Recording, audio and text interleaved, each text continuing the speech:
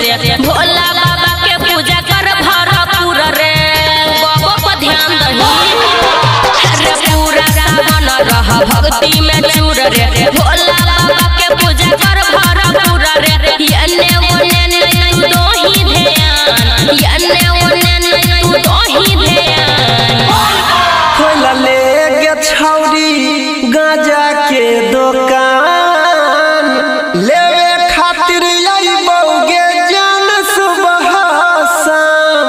खोल ले गे छौरी गाजा के दुकान लेवे खातिर अइबौगे जान सुबह शाम सावन में खोल ले गाजा के दुकान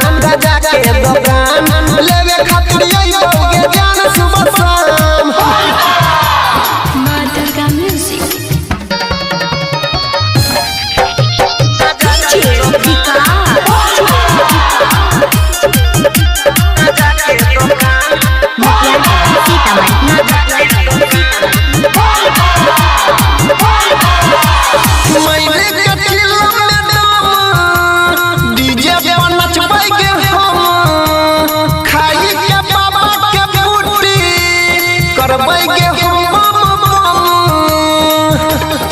जाना सुना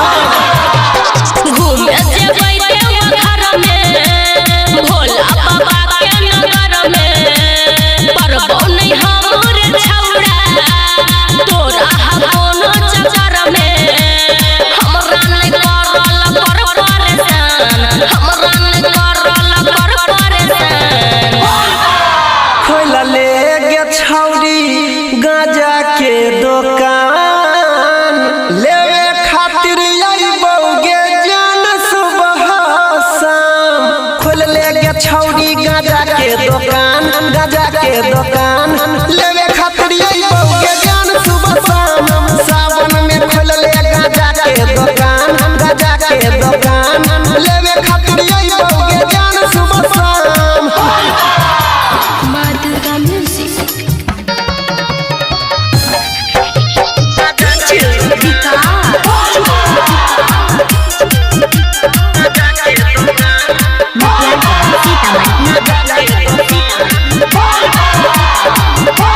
बतिया हमर कोई मान गे हेतौ नहीं तोरा नुकसान गे सब कवरिया ये तो गोड़ी सुन तोरे दुकान गे बाबा के महिमा छै भारी जानै छै दुनिया सारी हम गजा सा होई छै रंग बिरंग के बीमारी सुमन सोना नहीं खोल जुबान अनिल सोनी बंद राख जुबान खोला ले गे छौरी गाजा के दुकान लेवे खातिर अइबौगे जान सुबह